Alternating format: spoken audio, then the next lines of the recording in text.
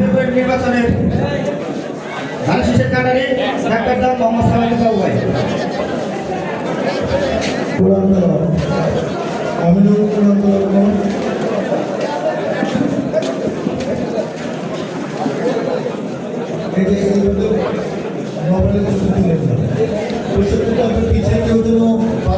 এরপরে কোরআন বলছেন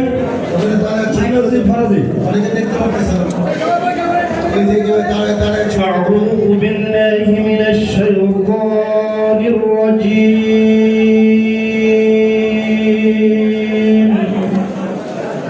بسم الله الرحمن الرحيم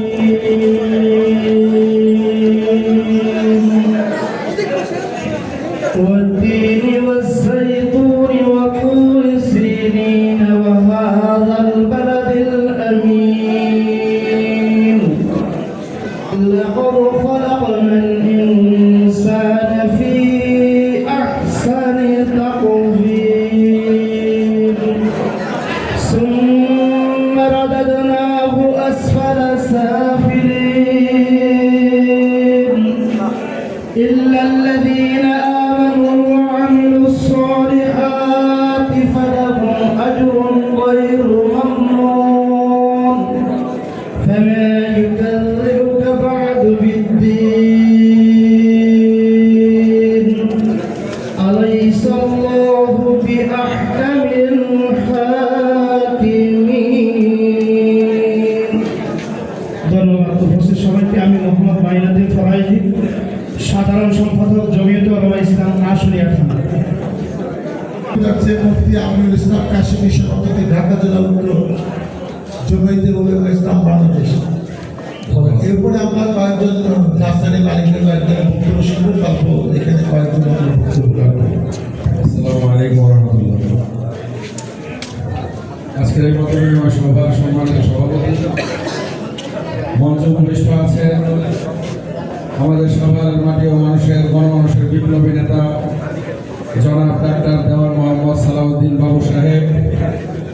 মঞ্চে উপবিষ্ট আছেন বিএনপি ও অঙ্গ সংগঠনের নেতৃবৃন্দ, জমিয়তে উলামা ইসলাম বাংলাদেশ ও অঙ্গ সংগঠনের নেতৃবৃন্দ, সম্মানিত ভাইয়েরা। আসন্ন ত্রয়োদশ নির্বাচন, বহুল প্রতীক্ষিত একটি নির্বাচন।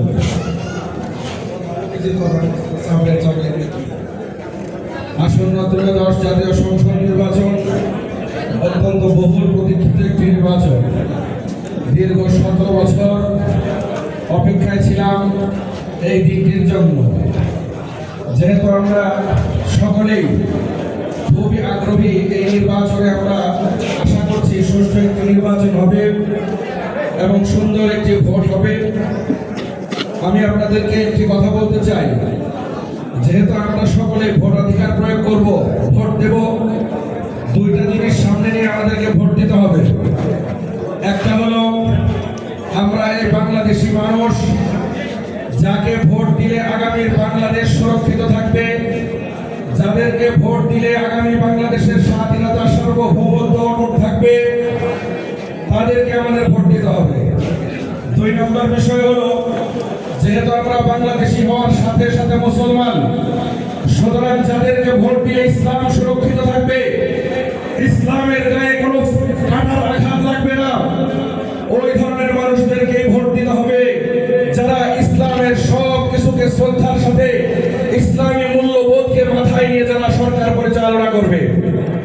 এই জন্য ভাইরা আমার, আজকে আমাদের দেশে নামে মাত্র দল, একটি দল নামের সাথে ইসলাম লাগিয়ে মানুষদেরকে বোঝানোর চেষ্টা করছে, তোমরা নৌকায় ভোট দিয়েছো, লাঙ্গলে ভোট দিয়েছো, ধানের শীষে ভোট দিয়েছো, একটিবার আমাদের দাঁড়িপাল্লায় ভোট দিয়ে দেখো। সংগ্রামী ভাইরা আমার, আমি আপনাদেরকে বলতে চাই, ওই দাঁড়িপাল্লাওয়ালাদেরকে 2026 সালে এসে নতুন করে দেখবার কিছু নাই। তাদেরকে আমরা 47-এ দেখেছি, তাদেরকে আমরা 52-তে দেখেছি, তাদেরকে আমরা 71-এ দেখেছি। বাংলাদেশের স্বাধীনতা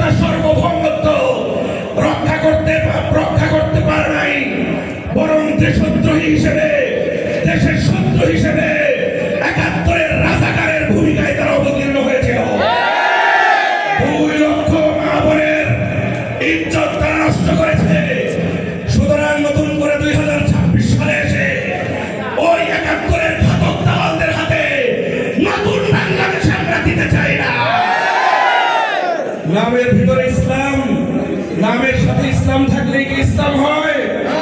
ইসলাম থাকতে হলে ইসলামের উপরে আমল থাকতে হয়। তাদের ব্যক্তি জীবনে ইসলাম নাই, পারিবারিক জীবনে ইসলাম নাই, রাষ্ট্রীয় জীবনে তারা ইসলাম কায়েম করবে দিবা স্বপ্ন ছাড়া আর কিছুই নয়।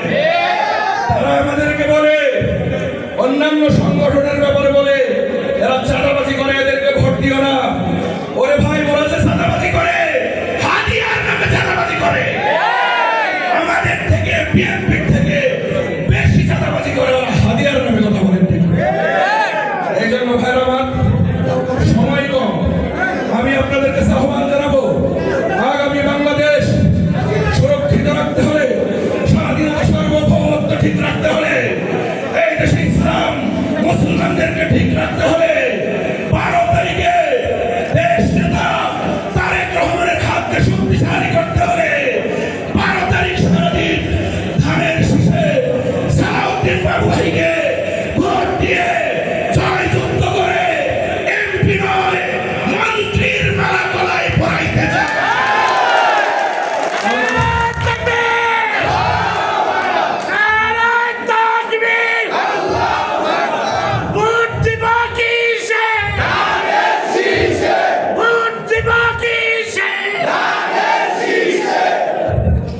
আগামী বাংলাদেশ সুন্দর, সুষ্ঠু, একটি উন্নয়নশীল দেশ হিসেবে গড়ে তোলবার জন্য জমিয়তুল উলামা ইসলাম বাংলাদেশ, আমাদের আলেমদের সবথেকে বড় সংগঠন বাংলাদেশের সকল উলামায়ে কেরাম বিএনপিকে মনে করে আগামী দিনে এই বাংলাদেশের নেতৃত্ব তাদের হাতে দিলেই ইসলামও ঠিক থাকবে, বাংলাদেশও ঠিক থাকবে।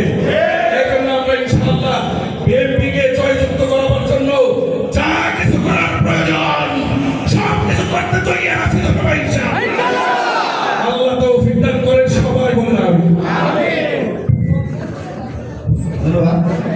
এ পর্যায়ে নার্সারি মালিকদের পক্ষ থেকে বক্তৃতা রাখছেন ইঞ্জিনিয়ার মোহাম্মদ গোলাম হায়দার।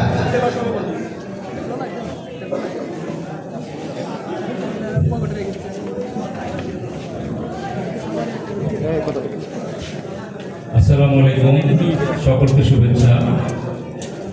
আমি প্রথমেই কৃতজ্ঞতা প্রকাশ করতে চাই যে আজকে আমাদের এই আসনের সম্মানিত সংসদ সদস্য প্রার্থী ডক্টর সালাউদ্দিন বাবু সাহেব যে নার্সারি মালিকদের সাথে মত বিনিময় করার কথা উনি যে আমাদেরকে সুযোগ দিয়েছেন, সেজন্য আমি অত্যন্ত কৃতজ্ঞতার সাথে ধন্যবাদ জানাতে চাচ্ছি যে উনি এটাকে গুরুত্ব দিয়েছেন।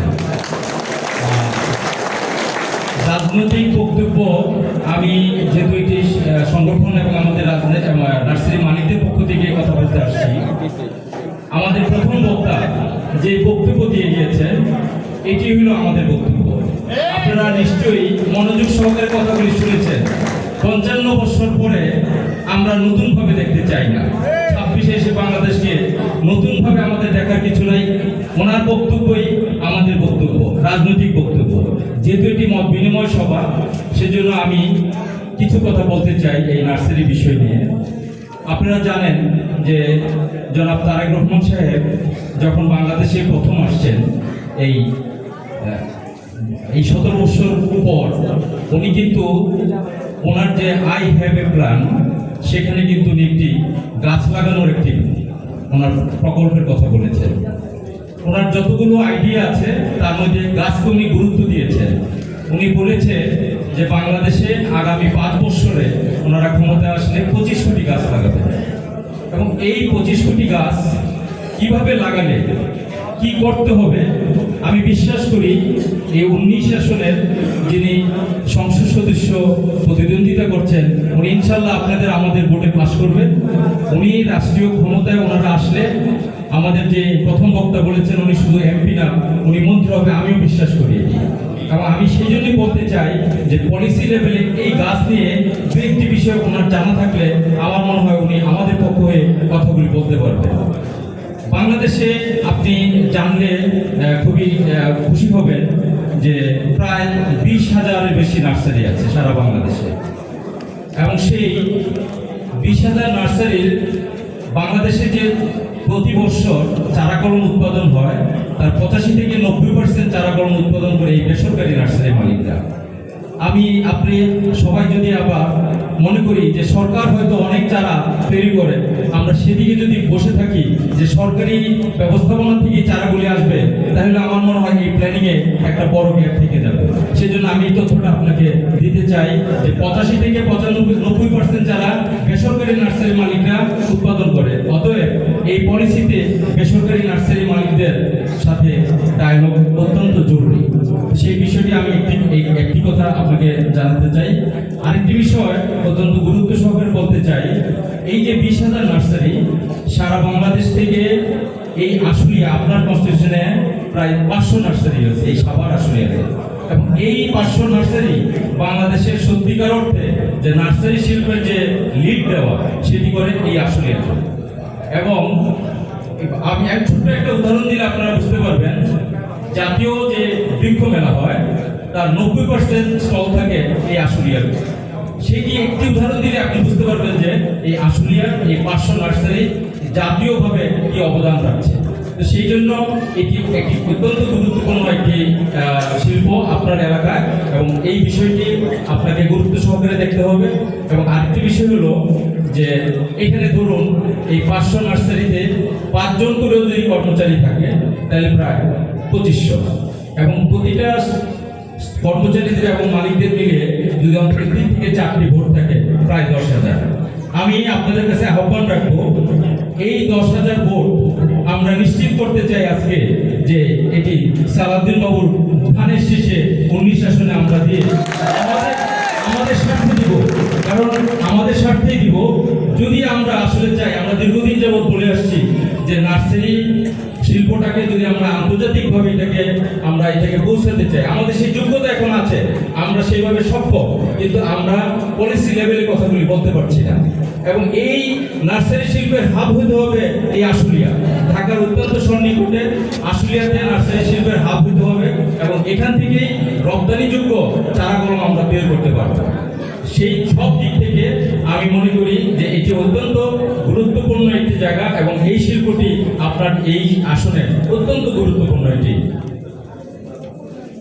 যারা এই উদ্যোগটি আমাদেরকে, তাইজুল ভাই যে উদ্যোগটি নিয়েছেন যে নার্সারি শিল্পের মালিকদের সাথে আজকে এই মত বিনিময় করার জন্য, আমি আমাদের নার্সারি মালিকদের পক্ষ থেকে ওনাকে একটি ধন্যবাদ জানাতে চাই, এবং আমরা সবাই করতালি দিয়ে ওনাকে আরেকবার ধন্যবাদ জানাই। তো আমি দীর্ঘায়িত করবো না, আমি 3-4টি বিষয়কে এখানে উল্লেখ করতে চাইলাম যে আমাদের এই যে 25 কোটি গাছ কিভাবে হবে, এটি একটি পলিসি দরকার। কারণ আপনি চাইলে 5 কোটি গাছ এই বছর লাগাবেন, আপনি কি গাছ লাগাবেন, কতটুকু গাছ লাগাবেন, এটি কিন্তু চারা কলম কিন্তু একটি মেশিনের কোনো প্রোডাক্ট না। আপনাকে এটা সময় জানতে হবে। আপনি গাছ লাগাতে চাইলেন, কথার কথা যে আপনি ধরেন কদম গাছ লাগাবেন, আপনি 5 ফিট হাইটের কদম গাছ লাগাবেন, আপনার পলিসিতে এটা আছে, বা নিম গাছ লাগাবেন। আপনি এসে বললেই কিন্তু আমি কালকে আপনাকে 5 ফিট হাইটের নিম গাছ দিতে পারবো না। তার মানে আমাদের সাথে এটার একটু ডায়লগ অত্যন্ত জরুরি দরকার। এই জন্য এই 25 কোটি গাছের পলিসিটার সাথে নার্সারি মালিকদের যুক্ত করা অত্যন্ত জরুরি, এই একটি বিষয়। 2 নম্বর হলো এই আশুলিয়া হবে নার্সারি শিল্পের হাব, যেখানে জাতীয়ভাবে এখানে আমরা অনেক জানি যে এই অঞ্চলে এই এলাকায় খাস জমি রয়েছে, একটি নার্সারি মার্কেট বাংলাদেশে নাই। সারা পৃথিবীতে আপনি থাইল্যান্ড, ইন্ডিয়া, যে কোনো জায়গায় আপনি যান, ইভেন কি পশ্চিমবঙ্গ যদি যান, দেখবেন যে সেখানে তাদের একটা জাতীয়ভাবে নার্সারি মার্কেট আছে। আমাদের কোনো নার্সারি মার্কেট নাই। এখানে যারা আছে আসলে 500 সবাই বলতে পারেন বেওয়ারিশ। অনেকে হয়তো 10 বছর যাবত নার্সারি শিল্পের সাথে ওখানে ওই জমিতে করছে, কিন্তু যাই দেখেন তার কোনো ডিড ডকুমেন্ট নাই, সে ব্যাংকের কোনো কাজ করতে পারে না। এই যে ধরেন এই শিল্পটাকে যদি আমরা সমৃদ্ধ করতে চাই, তাহলে এই বিষয়গুলোকে আমাদেরকে গুরুত্ব দিতে হবে। অনেক খাস জমি এখানে রয়েছে, আপনি যদি চান এখানে একটি বাংলাদেশে নার্সারি মার্কেট হতে পারে, যেটি সারা বাংলাদেশের নার্সারিকে এবং এই চারা কলম সবুজায়নকে প্রলব্ধ করতে পারে, এবং আমরা নেতৃত্ব দিতে পারবে। আমি এই বলে এবং আমার সবার সমৃদ্ধি এবং ধানের শীষের জয় কামনা করে এখানে আমার বক্তব্য শেষ করছি। ধন্যবাদ। এ পর্যায়ে আমাদের মাঝে বক্তব্য নিয়ে আসছে